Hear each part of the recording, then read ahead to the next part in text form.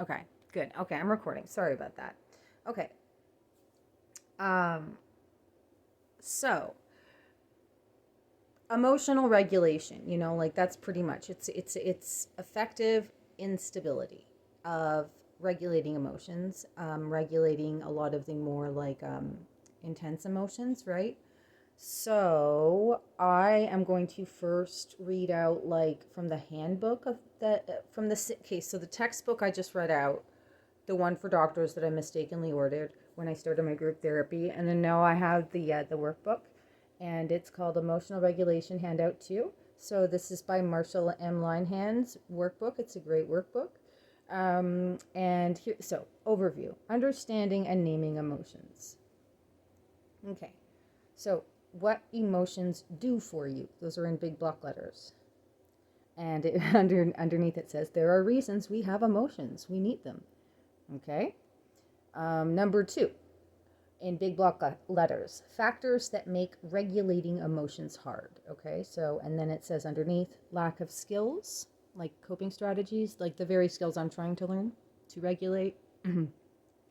Reinforcing consequences, moodiness, rumination, oh yeah, worrying, oh, myths about emotions, oh, and biology can interfere with changing emotions. Okay, the third overview, and in big block letters, a model for describing emotions. So, and underneath it says emotions are complex responses. Changing any part of the system can change the entire response.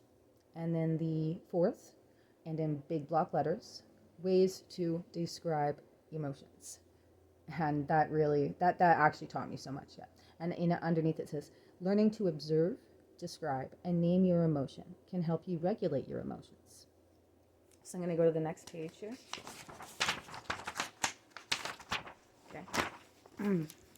So what emotions can do for you, and then she's got like 3 like big squares. It's really nicely done. It's easy to read. It's easy to understand.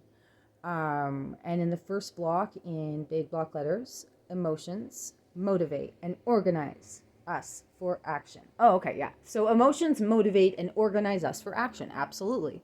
And then underneath, there's 3 bullet points, okay? So bullet point 1, emotions motivate our behavior. Emotions prepare us for action. The action, urge of specific emotion is often hardwired in biology. Second bullet point, emotions save time in getting us to act in important situations. Emotions can be especially important when we don't have time to think things through. Bullet point 3, strong emotions help us to overcome obstacles in our minds and also in the environment.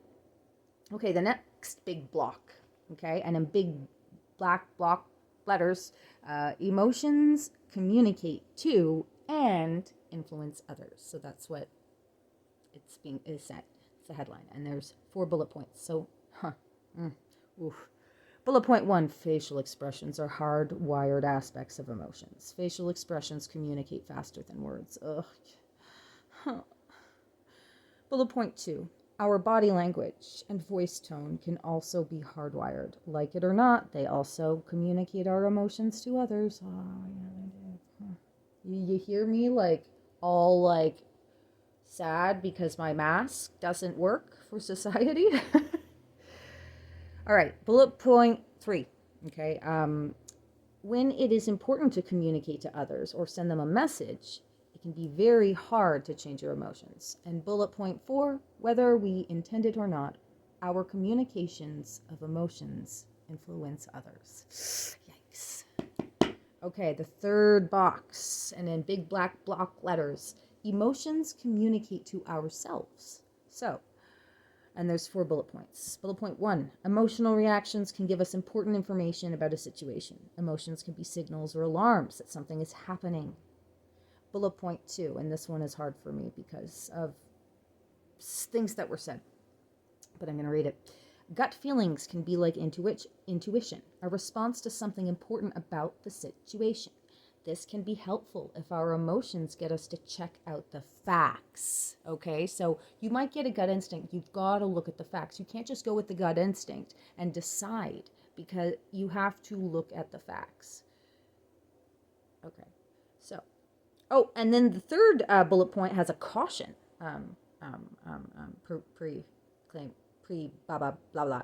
And it says, sometimes we treat emotions as if they are facts. Yeah, like I was saying, yeah, about the world. The stronger the emotion, the stronger our belief that the emotion is based on fact. Example, if I feel unsure, I am incompetent. Or if I get lonely when left alone, I shouldn't be left alone, right? I mean, that's, Or if I feel confident about something, it is right.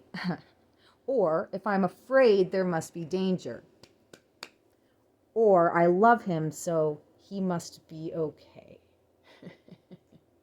So again, when we just listen to our emotions and not our logic mind, it can cause a lot of destruction, damage, all kinds of things. And the fourth bullet point is we have to, if we assume that our emotions represent facts about the world, okay, we may use them to justify our thoughts or our actions. And guess what? I have been a victim of that time and time again, to a point where I can't even, like, I've done it too, but it's happened to me so much, and I don't want to victimize myself. I mean, I can use like so many I can use so many references, but I just don't want to go there right now. Okay, it's too much. Anyway, this can be trouble if our emotions get us to ignore the facts. Okay, so when I read this, I'm not just talking about my own emotional dysregulation. I'm hoping that this will reach other people too, because especially for somebody who is has very, very fragile emotional skin, does tend to fall into emotional dysregulation, is working really hard on it. It is important that they surround themselves with people who aren't doing the things that they themselves can't do. Okay. The last thing I'm going to say about this part is I'm reading again from Marshall Linehan's workbook. Okay. So, what makes it hard to regulate your emotions? All right. Biology. Biological factors can make emotion regulation harder, and I'm not sure, what my biology is, if it's just, I don't know. Lack of skill. You don't know what to do to regulate your emotions. Third one, reinforcement of emotional behavior. Your environment reinforces you when you are highly emotional. Okay, the fourth one, moodiness. Your current mood controls what you do instead of your wise mind or your mindfulness, your logic and emotion mind. And you don't really want to put in time and effort to regulate your emotions. Ugh. Number 5, emotional overload. High emotional arousal causes you to reach a skills breakdown point. You can't follow skills instructions or figure out what to do. Oh, let me tell you. And the 6th and final, emotion myths.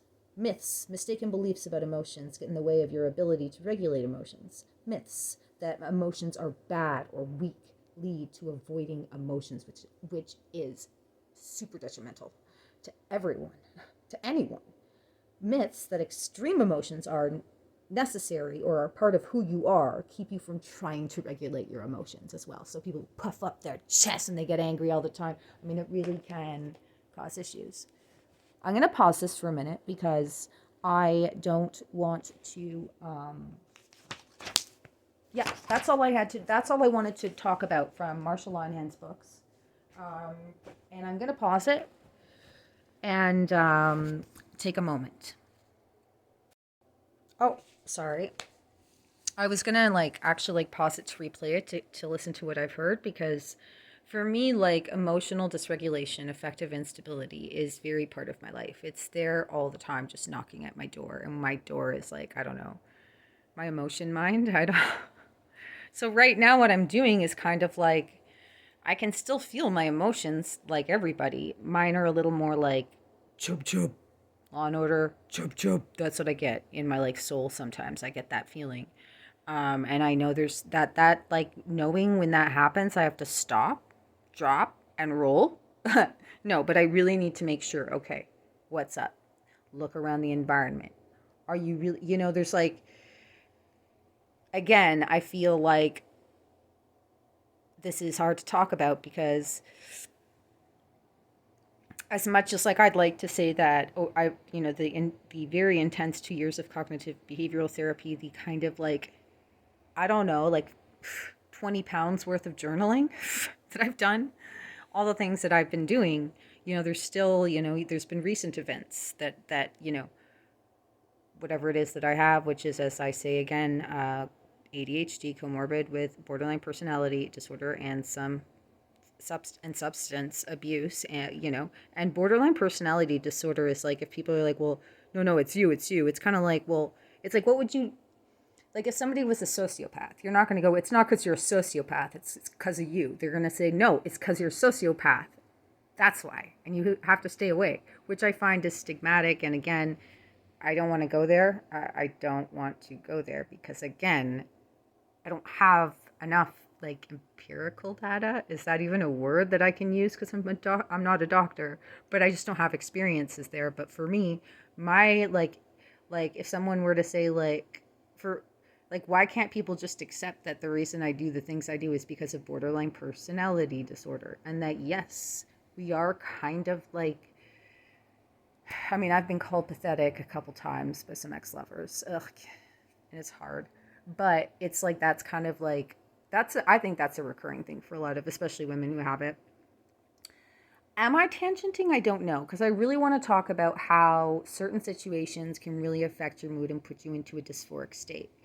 And so instead of drawing from more recent events, which still it's hard for me, or any kind of like very intimate situations, I'm going to draw from a time where I posted something on like a YouTube, I don't know, something, and I said, this is great work. And then some guy wrote me like, he wrote me something, then he deleted it and he said, never mind, I just got to look at your face. Ew. And it was a nice picture of me. And I'm not going to, I have a lot of like, obviously, issues with feeling self-conscious. And I've been told a couple times by a couple, especially females, like, get over yourself, Jess, like, you're pretty, and like, you just like, like, you're just like too into yourself, yada, yada, yada. Which I get, like, I agree. I don't know. Actually, I kind of don't. But that's another thing entirely. And I don't, just get to the point, Jess. Okay. That set something. I don't know what happened. One moment I was feeling like brave and like I was like, it's okay. You don't have to find me attractive. Let's just stick to the thing. But it really hurt. I actually ended up changing my profile picture. I ended up like writing the like actual like creator of that video and saying like, can you please take this down? Like, this is really hurtful, la la la la. And I actually have a journal to which I remember just writing that day so much, and I was in such a dysphoric mood. So I am going to read out that day. And that day was triggered by somebody saying I was unattractive on some stupid YouTube message. I didn't even make a video. It was my YouTube picture, which is the same picture. Actually, no, it's not the same picture. It's a different picture entirely. It doesn't matter. It's just what it did was it triggered me into a very intense dysphoric episode that lasted about 24 hours, and I felt trigger warning,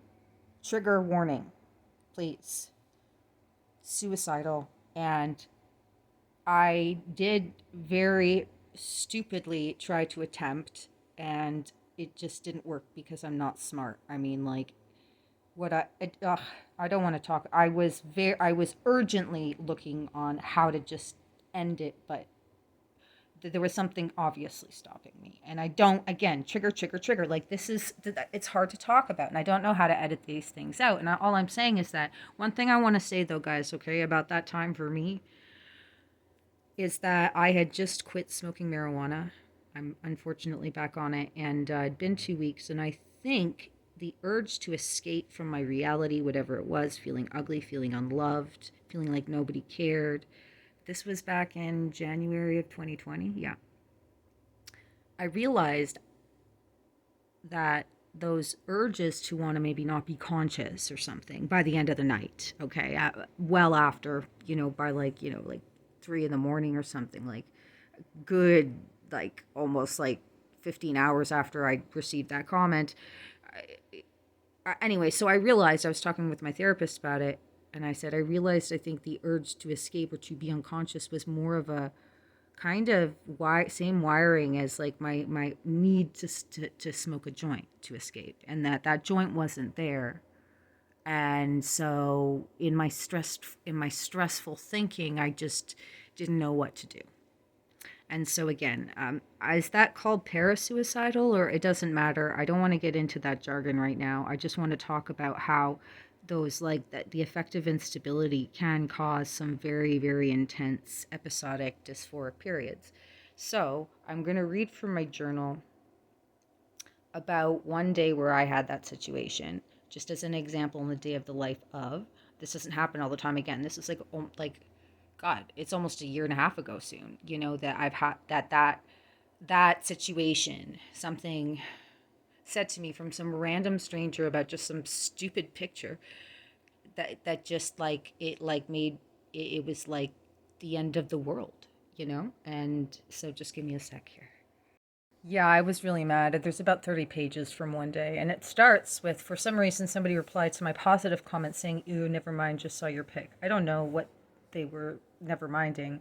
Looks like it was erased, but it seems the individual who initially commented, blah, blah, blah, and then it's like, I go from, I actually don't think I am attractive. I hope I am at least average. I was like,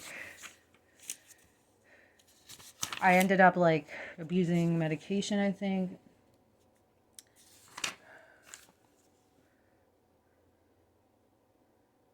The concept of fulfilling a prophecy, whose? It's not mine. I only ever believed I would leave the bullying behind and do something amazing. I really want to do something amazing before I go. I feel like if I had been dealt as useless, because it is a game of solitaire. Nobody can strategize with that unless they cheat and flip a few cards, take some pills, drink some beer. I felt confident about my looks at least, but I realized my looks are partly to blame. So I don't think you are ugly, either of you. Oh, what? People may not be responsible for my behavior and personality issues, but they are responsible for not thinking I am beautiful. They think I am ew, icky, off-putting. I feel like I offend people with my smile. I didn't know I was ugly. Oh my God, I didn't know people were offended by my smiling face. I should not have asked about my beauty on an actors group. All they did was confirm my offensive. No, they didn't. They're actually sweet. Blah blah blah. I'm like, I'm a rat of a skin bag dropped over a skull. I look as ugly as I smell. I will be lucky if I can get laid by just asking to get laid. I know all my exes think that of me.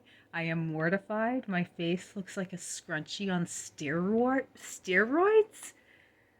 I didn't, and then I go, I didn't think I was ugly. I am so mad at society. I want nothing to do with anyone.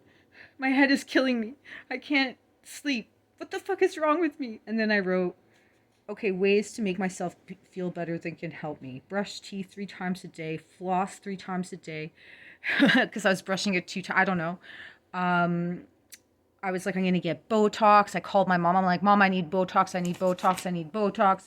And then I wrote,